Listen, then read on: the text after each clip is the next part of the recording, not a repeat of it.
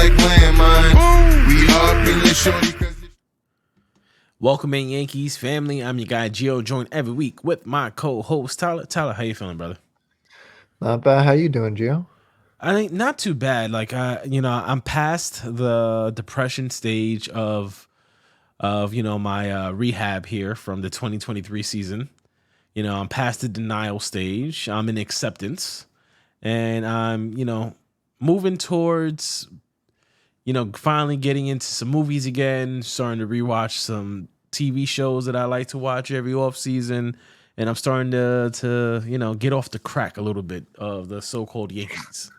Did you start a timer yet until opening day? It's only like Nah. After the holidays, that's when I start to count. Like once January hits and there's like nothing really going on, you have Halloween, you have Thanksgiving, Christmas, New Year, so you have stuff to kind of look forward to. But once January hits, it's like the only thing you think about is baseball. January 2nd, you're like, all right, come on, man. It's like this is 6 weeks. It's 6 weeks to pitches and catches the pitcher start, and hopefully this off season has lots of meat to it where we can talk about stuff. We have some exciting news. We can start, just envisioning what this team can be on paper and then hope it translates to a potential pennant. Yeah. Did you pick your Halloween costume yet? I have not, but I'm going to go as I always go. I'm going to get a name tag and say that my name's Bob. I am going to be Bob for Halloween. Bob. Yeah. Okay. Yeah. Okay. I might switch it up and say I'm Tony. Just to switch it up. Tony. Yeah. Tony. Okay. Yeah. Yeah. Let's take care of a little homework. First time on the channel, please consider liking, commenting, and subscribe, and let us know what you think about the 2023 season.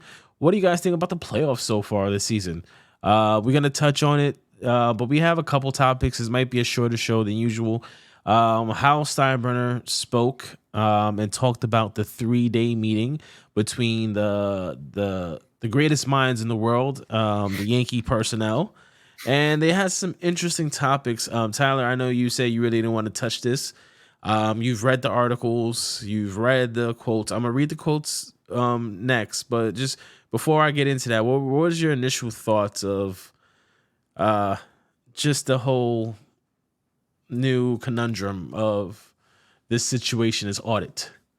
They said they were going to do some big old audit, change all sorts of stuff. Maybe they fire one analytics guy. Fishman. But yeah, Fishman.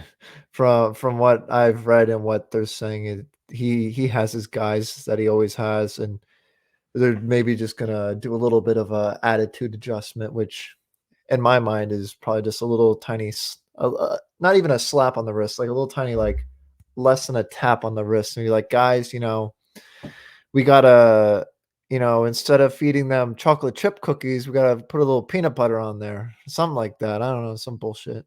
Get any more protein so they don't get hurt.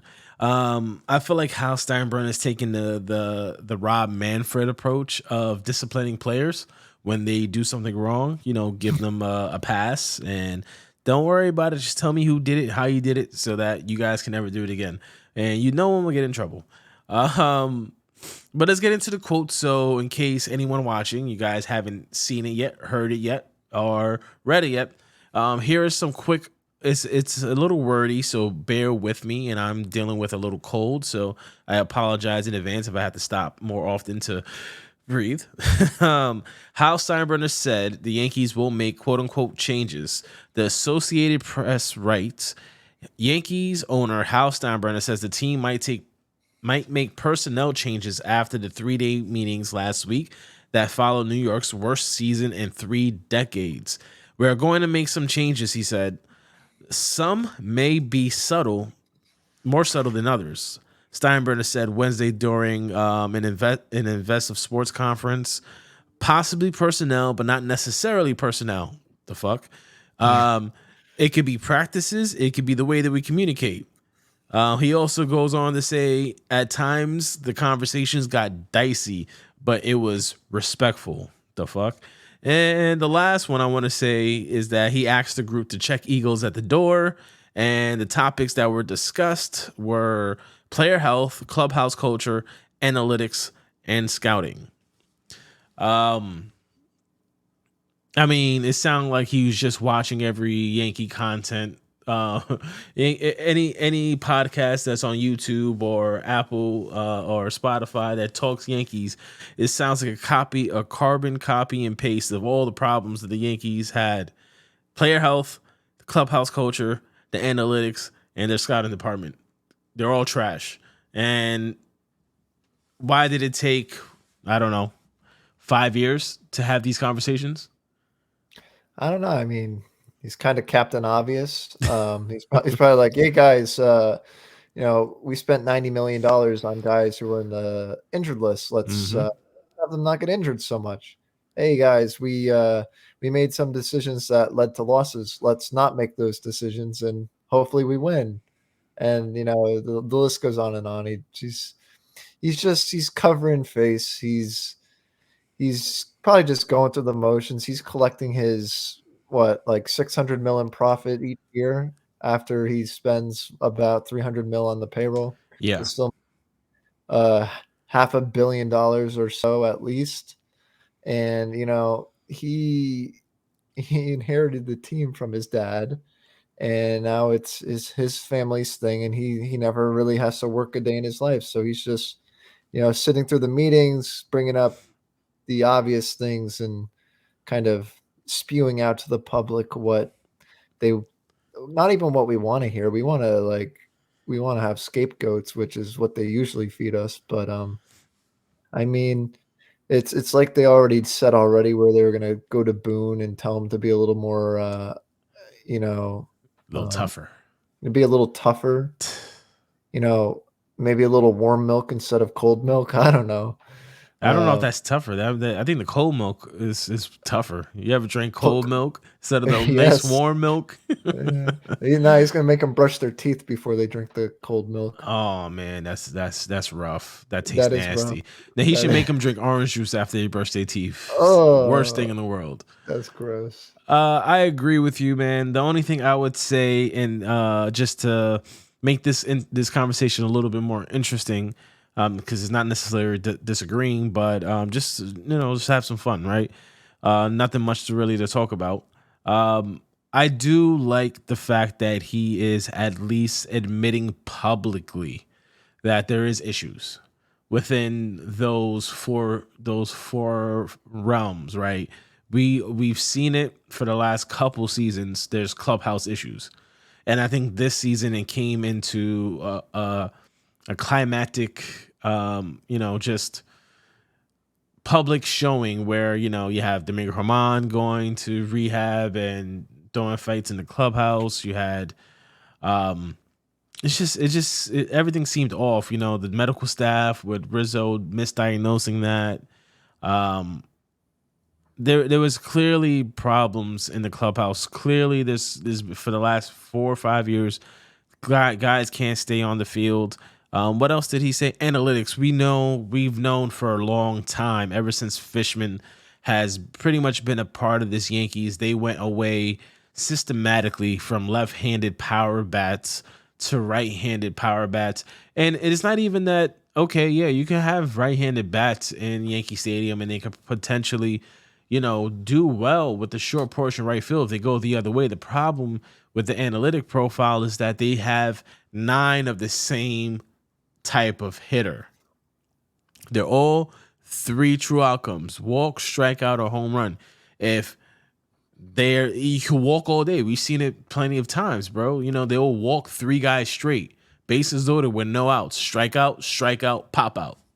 Like, you get what I'm saying? So it's no one that can put the ball in play. And then scouting, none of our prospects have turned out to be anything besides Aaron Judge since the last core 4. And that's a problem. Granted, the Yankees have never been known for a team that develops prospects like that. You probably get one good prospect every 5 years, right? You get the Canoes, you get the Judges. You can maybe say Severino if he could have stayed healthy. But Brett Gardner, but he's some of these guys, are they really like superstars? So there's a lot of problems with this team, and the fact that he's addressing it publicly, I feel like it's just like any addict, right? When they go through their AA meetings or whatever, the first thing is the denial part of it. He's no longer in denial, I would say, and he's willing to accept the fact that there needs to be major changes. And I'm hopeful that that means Cashman is on a shorter leash than he's ever been on before. As I grow older, quote unquote, and gain a little bit more experience, Yeah. um, you know, it really comes down to I don't really care what people have to say anymore. Mm. Not just in regards to baseball, but just in general. It's more about the actions, and I'm not gonna read into too much about what he has to say about that, or what any of these guys who are the PR guys are obviously just going to say stuff to, put butts in seats at the stadium next year. So I'm just going to try to be patient and see what the actions are. And it's funny. What do you think about their first action here today? They said that they announced that they're going to like upgrade the home clubhouse and like add this like sleeping area for players to like recharge, like maybe like put in an oven so they can bake some better cookies. That sounds like a Aaron Judge and Garrett. That sounds like let me rephrase. That sounds like a Garrett Cole thing. Like Garrett Cole was like, "Yo, I pitch every fifth day. Like I would like a place to take a nap in between those 5 days. I'm here early. I do my workouts. I do my stretches. I do my throws. But then there's probably a gap in between the game time and when he shows up and he finishes his workout. That he's like, I can use a 2 hour nap." Like I can snooze. So I honestly think that's a Cole thing. I wouldn't dig too much into it. Maybe some of these other guys that have been on other teams, Garrett Cole, Rizzo. Trying to think of who else is been on other teams that are at least a little bit of a leader. I can't think of anyone else over my head, out the top of my head, but maybe they had those type of things and it does yield some type of productivity. I don't know. I feel like that was the wrong thing to start with. That's something that they should have told us like in February, right before the season started. You really should have started the season with Fishman is fired. We're gonna redo and retool our entire analytic department, and then we're gonna figure everything else from there. But to start off with, so we had these meetings with these guys, and guess what, guys? Nap rooms. That's what we came up with. It's a slap in the face to the Well, fans.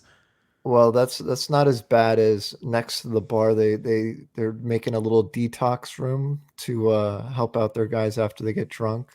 Yeah, So rather than the sauna, they're gonna throw them in a little detox room to take a little nappy poo and sober up before the first inning.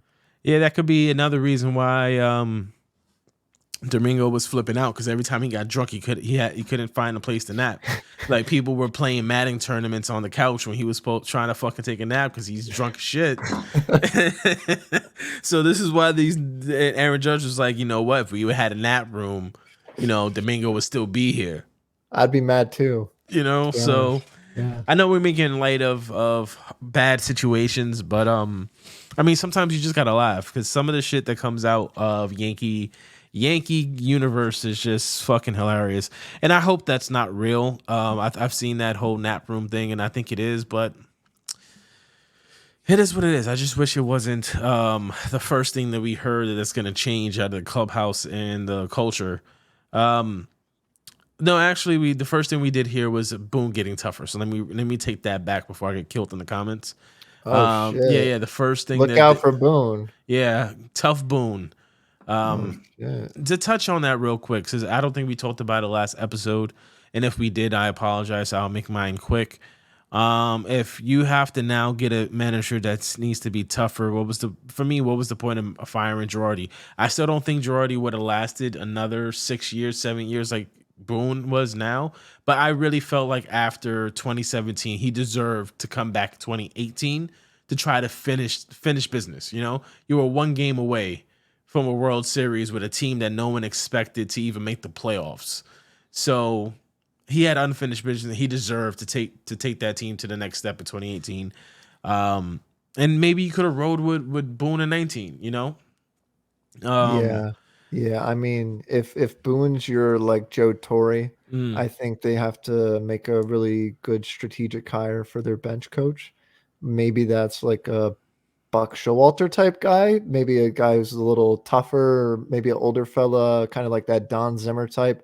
Probably not Buck Showalter. I don't know where you find it, but apparently, I believe Mendoza is the bench coach, and he's already getting rumored to be interested for the Guardians manager position. yeah. So maybe they bring in a new bench coach. Maybe they just bring in Luis Rojas from third base.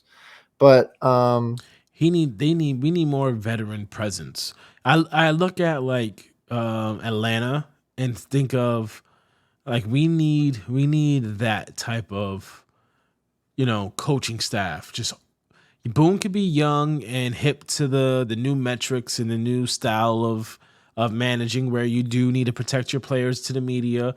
You know, maybe you do need to, you know, be friends with some of these guys to, you know, you do have to be somewhat of a psychologist for a 162 game season.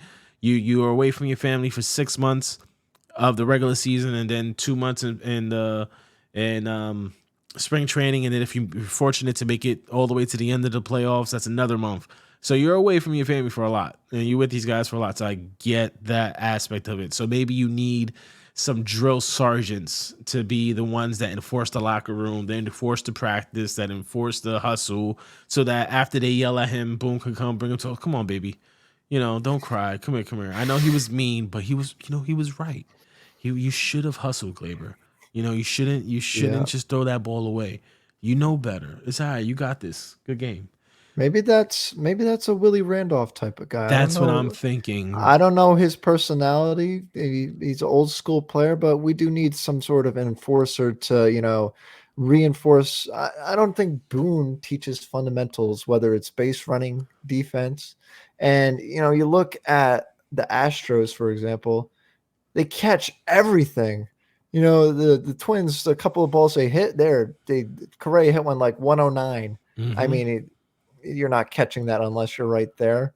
But they're picking everything, they're throwing everything well, They're and knocking stuff down, taking away the extra base. I feel you. yeah, yeah. I mean, obviously, it has to do with some of the players on the field, but just a little bit of that like Brett Garner kind of like that ball player. We need some ball players. Yeah, and I think Willie Randolph is this step in the right direction.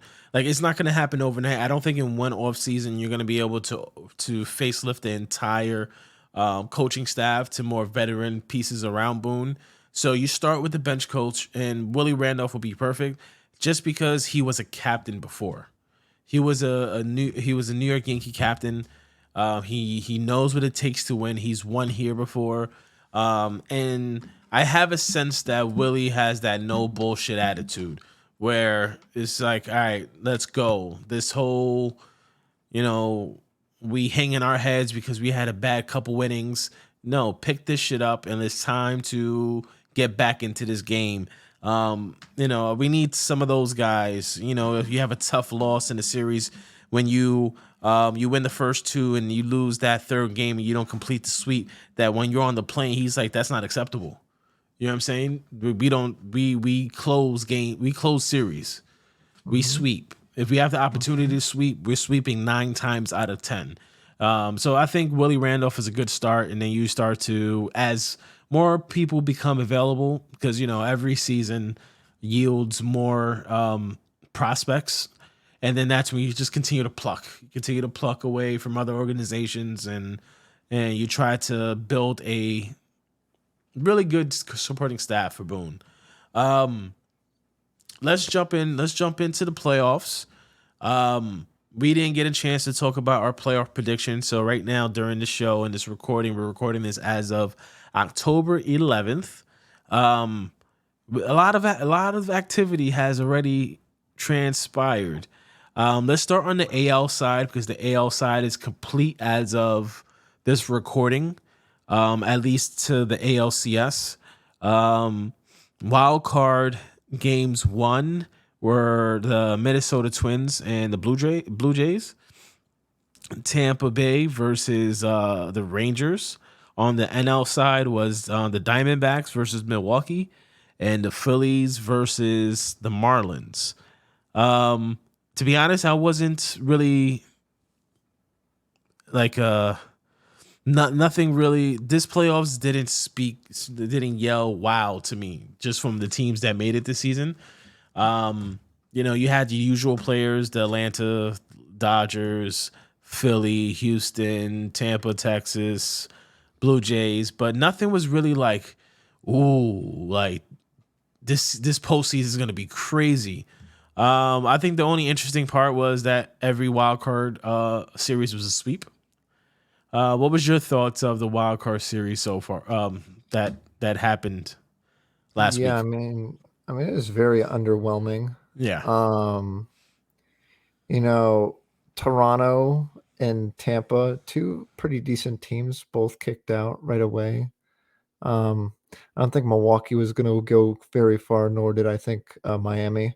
It's a little disappointing that the Phillies and the Braves are playing in the DS. That's Exactly. that's probably the best series we're going to get, and it's already been a couple amazing games. Mm-hmm. Um, I was pretty disappointed to see Baltimore swept, but Yeah. they'll be back. We kind of talked about this, how they're young, and they got to get kicked down a couple of pegs before they can succeed. Um, as of today, we got the Phillies have a 2-1 lead over the Braves. Mm-hmm. The the Diamondbacks hit 4 home runs Game in the one. third inning against the Dodgers, and are about to sweep the Dodgers. Mm-hmm. Maybe the Diamondbacks have caught some magic here. You never know. They are about to win their fifth game in a row, so maybe they get some postseason magic. Um, so you got the Astros already in the ALCS against the Texas Rangers, and I believe Houston's handled Texas pretty well so far in the regular season. However, the Rangers are playing pretty well. They're also 5-0, like the Diamondbacks are about to be. Nathan Eovaldi's always pitching well in the playoffs. I If Andrew Heaney's pitching against the Astros, that worries me if I'm a Rangers fan. But Montgomery has been spectacular. So if the Rangers can figure out the pitching and outslug the Astros, which I believe they'll do because their offense is spectacular, then they could punch their ticket to the World Series. But then on the NL side, barring a 2 wins in a row by the Braves, which is quite possible, they're the best team in baseball before this. But the Phillies kind of just have that postseason magic. They make those big signings like the Yankees have tried to do, but the Phillies have actually hit on a few of those signings. So they dropped the bag on Harper, which I'm going to be crying every day for the next 10 years. They got Schwarber, who they finally have figured out is a DH, and Trey Turner. Once the Phillies fans started cheering, he had an amazing second half. Alex Boehm's kind of coming into to form. Bryson Stott as well. He's kind of up and coming. And then they also have probably the best catcher in the league, JT Realmuto. And they still got Castellanos, who can hit the crap out of a baseball and has learned to play some defense.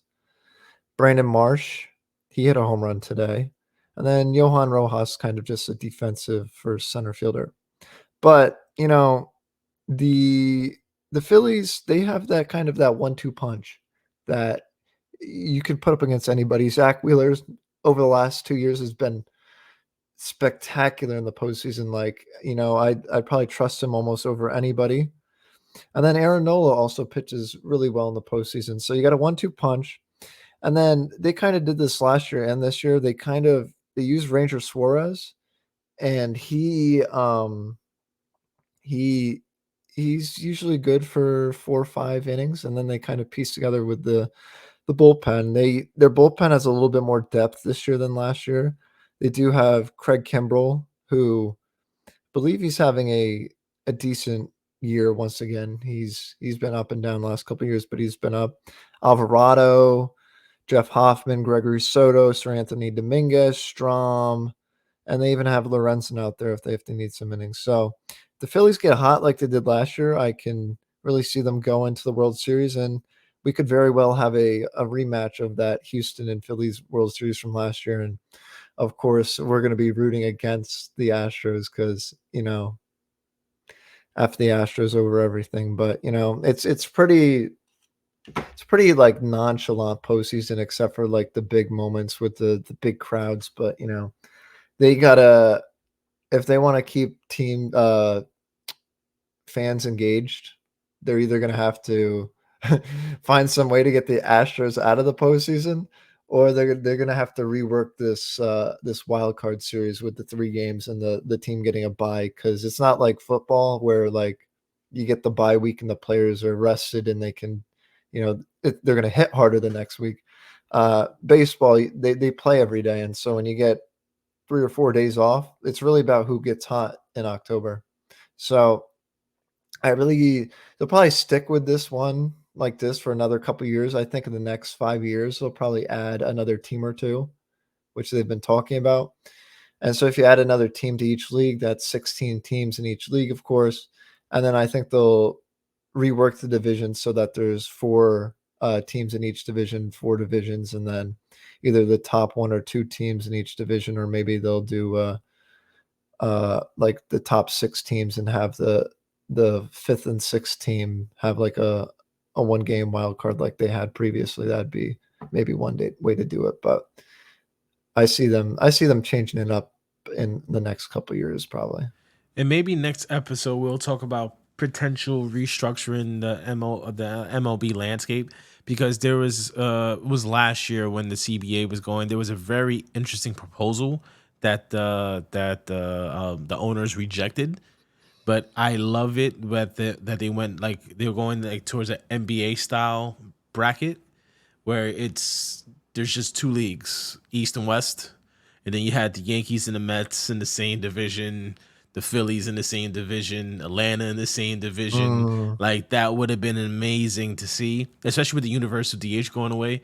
So yeah, we can talk about that maybe next episode, because I have to find that and then I'll present it to you guys and then we'll talk about it, because I thought it was probably the best way to structure a new MLB to make it fun. But I'm with you with the ALDS. The AL was lackluster. Like I was really hoping the Twins would take it to 5, make things interesting. They didn't. Baltimore, I called it. I knew that they weren't ready. They were too young to go through a playoff run yet. They need more time. They're still missing pitching. They don't mhm, have the veterans that can help them get through the gauntlet of the playoffs. And then, I think the biggest surprise this offseason, this postseason, and I think we can both agree with this, is the Diamondbacks. I don't think anyone thought that the Diamondbacks. I mean, you probably you could have seen the Diamondbacks getting past Milwaukee, but I don't think anyone predicted the Arizona to go ahead and now potentially sweep the Dodgers. Um, yeah. We so gotta we gotta talk about how the Diamondbacks absolutely fleeced the Blue Jays, hmm because Gabriel Morenos yep. is raking, and Versho is not doing very well in Toronto.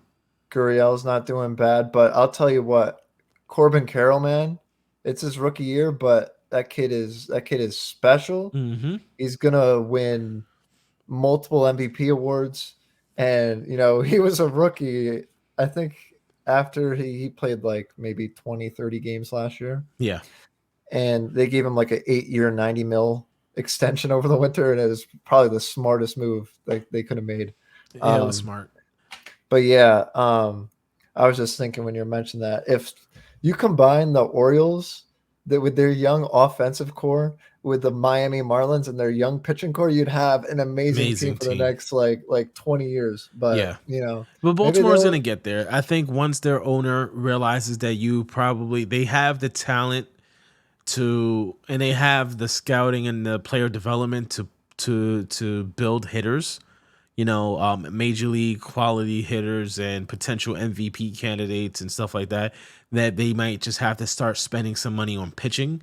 I think they'll be fine. I have a feeling that they'll go after Luis Severino. They'll look at Frankie Montas, Jordan Montgomery, those yeah, type of like Blake guys. Snell Blake maybe. Snell. I think Arenola's going to be out of their price range. But they'll look at those type of guys where they can do a 2, 3, 4 year deal in that $70 million range where it doesn't kill them. And pick up one or two pitchers, and then maybe next season you'll see them get into the CS. But talking about the ALCS, we already have our matchups, Houston and Texas. I think we can probably say with maybe a 95% certainty that it's going to be the Diamondbacks and Philly on the NL side.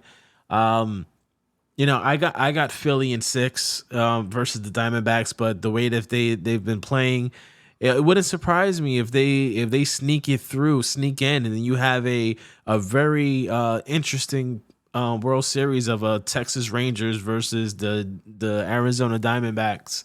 And it won't be a rematch of last year's Houston and Philly. And if it turns out to be a Houston Philly rematch, I don't know. I think Bryce Harper is fully healthy. Last postseason, he wasn't. He was fighting through some stuff. He's playing with a chip on his shoulder, and I think he has some unfinished business. I have to be honest, Tyler. I think I'm going to retire my Dodger hat for my favorite non-Yankee team, and might have to go out to Philly and get me a Phillies cap and don that big red machine, and buy me a Bryce Harper jersey. Oh boy. I'm jumping on the Philly train. I think that they have the Yankees mojo that the Yankees had in the 95, 96, 97 Yankees, when they were always around the playoffs, but they had this aura about them in the playoffs that they weren't going to lose. Granted, they lost in 95 and 97, but they were heartbreakers. They weren't. They wasn't last season when they got swept. So I don't know. I'm digging the Phillies. I'm really digging them. I think they're gonna take it all the way, but I honestly think it can go either way. Once we get to the CS, it's really whoever's hot. Whoever's hot. I don't think the Diamondbacks have enough pitching for a 7-game potentially series.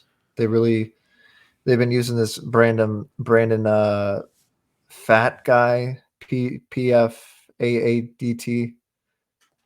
Excuse me if I pronounced that incorrectly, but they've been using him as a starter, and then they got Zach Gallen, who's of course well above average, and then Merrill Kelly. But after that, it's really the bullpen. I mean, looking over at the Phillies, kind of have a similar thing going on with Wheeler and Nola, but they do have Ranger Suarez behind that. They do have Taiwan Walker and Lorenzen for a little bit more bulk. And I don't know if this. I mean, they've proved it in the NLDS so far, but I don't know if I really don't think the Diamondbacks have enough firepower in the lineup to keep up with the Phillies. So I got the Phillies in 5 or 6. Phillies in 5 or 6, and um, you know, I'm always going to root against the Astros, but they always turn up. No, I think Um, Jordan Montgomery's taking the Rangers to the promised land. I'm don't telling you, be. Monty, don't be surprised if Monty takes him to the promised land and Monty wins the fucking MVP, and then he's gonna sit there when he's talking about it and he'll be like, "Yo, Cash, call me, call me I this never, offseason." I never thought he was really going to be above average, but But here's the he's thing: he's doing exactly what he's done with the Yankees. I just think that, he has a different pitch mix, and Monty's always been a big game pitcher. I don't understand if you really look at his stats against like big teams, Boston, Houston, Tampa. Like he's a big game pitcher. It's just that the Yankees unfortunately don't get far in the postseason when he was around, and then he had Tommy John. What was it, 2018? So he was gone for that Boston series. And then last year, he wasn't going to get a spot because you thought you had Frankie Montas. You thought he was going to be the guy in the postseason, so you didn't have Jordan Montgomery. And you know what? What if we had Jordan Montgomery pitch game one instead of James Paxton in Houston? Granted, those games were still all low scoring, and it was really the Yankees offense that didn't show up. But I'm just saying, it could have been different mojo with Monty still on this team versus not on this team. So I don't sleep on the Rangers. I honestly think that they can win in 7. It's not going to be easy. It won't be a sweep like they've done so far. It will be a dogfight in Texas. I might have to actually even catch a flight in Texas because you go to Arlington and then Houston. You could drive back and forth to them bitches. I unfortunately, looking at the pitching depth you have on the Rangers here, I'm gonna have to. Unfortunately, I think the Astros will prevail, especially because the Rangers have one big sore thumb on the team named Aroldis Chapman, and you know how that's gonna go. He's gonna like walk the bases loaded, but he doesn't pitch the ninth no more. He pitches the 7th and 8th. So I like Chapman in that spot versus the 9th. I'm telling you, he's gonna ex-Yankees are gonna go ahead and put the Rangers in a position to go to the World Series and potentially win it. And Chapman's gonna have that stupid ass fucking smile he has when they hosting the trophy, and he has the because he's won before too. You have to understand that too. He's won already, so he knows what it takes. That's true. Yeah, it's funny. The Rangers got Montgomery, Evaldi, and Heaney all played for the Yankees. It's insane to me that they have Scherzer and DeGrom on this team on the IL. They'll be back next year. They also have John Gray on the IL as well as Jake Odorizzi. Mm-hmm. So the Rangers, they have the offense. They're deep.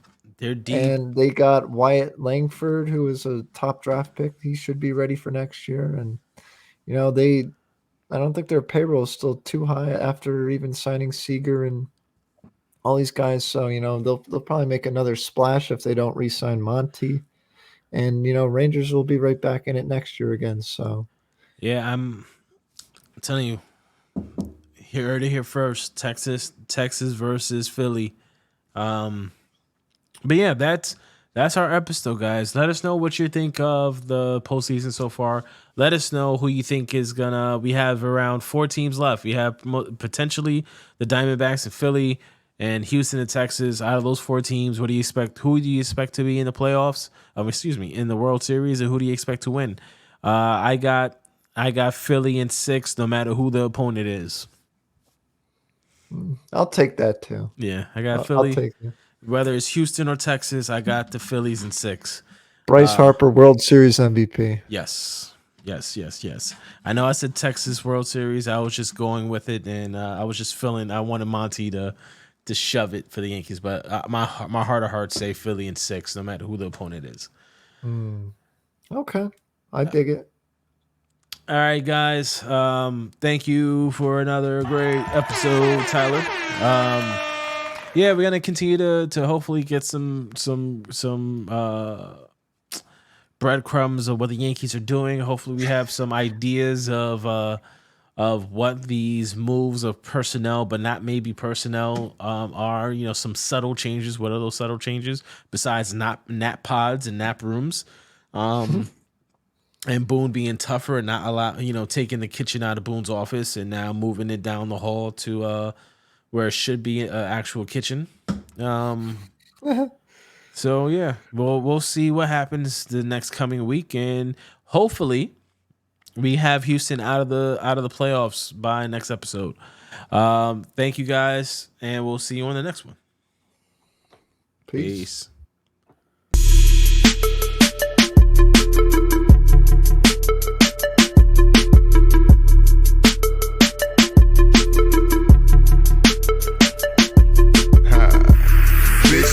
wanna get with me and mine. When we blowing up, we like landmines. We up in your shorty.